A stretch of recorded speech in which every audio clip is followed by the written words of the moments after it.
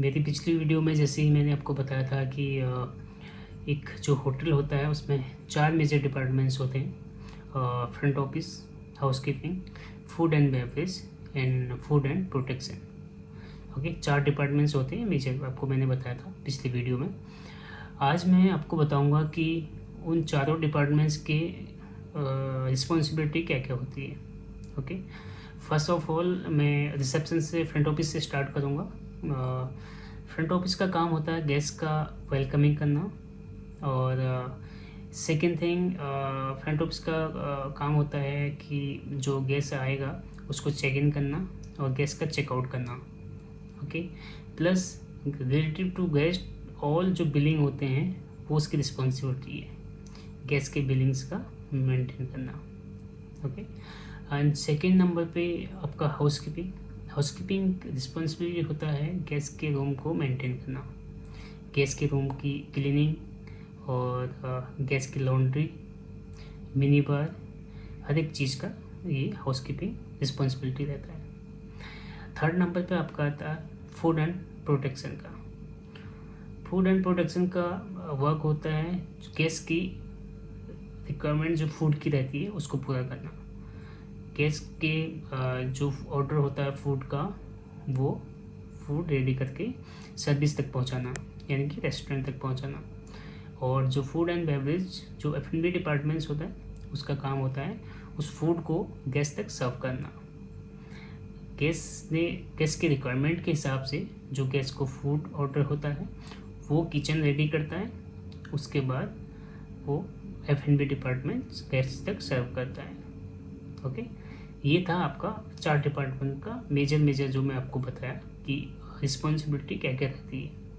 और आगे मैंने जैसे आपको कल बताया था कि जैसे एक होटल की हायरार्की होती है वैसे ही इन चारों डिपार्टमेंट्स की हायरार्की होती है। ओके, हाउसकीपिंग का भी हायरार्की होती है और फूड एंड बेवरेज का भी, फूड एंड प्रोडक्शन का भी, और फ्रंट ऑफिस का भी।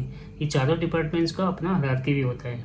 ओके, हायरार्की में जैसे मैंने आपको बताया था एक होटल का जो हायरार्की होता है, एक अगर हम नॉर्मल होटल का हायरार्की देखेंगे तो आप जीएम के ऊपर नीचे से आपको चारों डिपार्टमेंट्स के हेड आएंगे, वैसे ही ये चारों डिपार्टमेंट्स की भी हायरार्की होती है।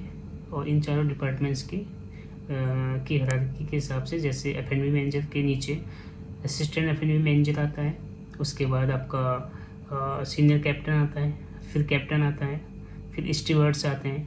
ओके, ऐसे करके इनकी हायरार्की भी होती है। अगर एग्जांपल के तौर पर सेकंड नंबर पे आपको अगर फूड एंड प्रोडक्शन का दिया जाए तो उसमें सबसे ऊपर सूस शेफ आते हैं, फिर एग्जीक्यूटिव शेफ आते हैं, फिर सीनियर CDP, फिर CDP, और उसके बाद फिर नीचे कॉमी के सेक्शन आते हैं, कॉमी फर्स्ट, कॉमी सेकेंड, कॉमी थर्ड, उसके बाद आपका हेल्पर आता है। ओके, और अगर आप हाउसकीपिंग का लिया जाए तो हाउसकीपिंग का एक छोटा, अगर आप छोटे प्रॉपर्टी के हिसाब से देखा जाए तो वैसे अगर बड़े 5 स्टार प्रॉपर्टी में के हिसाब से देखोगे तो उसकी हायरार्की बड़ी होगी।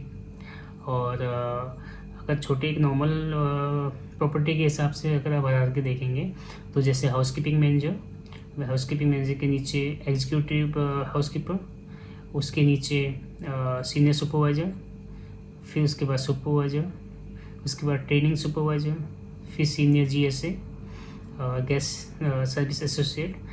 ओके, GSA का मतलब guest service associate. Okay, senior GSA के नीचे GSA, फिर ट्रेनिंग GSA, फिर ट्रेनिंग।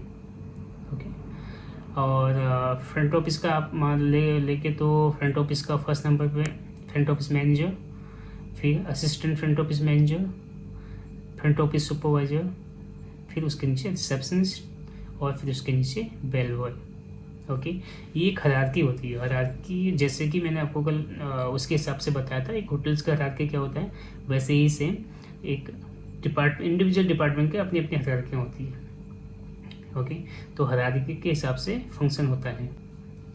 अगर आप लोगों के मन में कोई सवाल हो तो आप पूछ सकते हैं, कमेंट के द्वारा मुझे पूछ सकते हैं, तो मैं उसका रिप्लाई करेगा।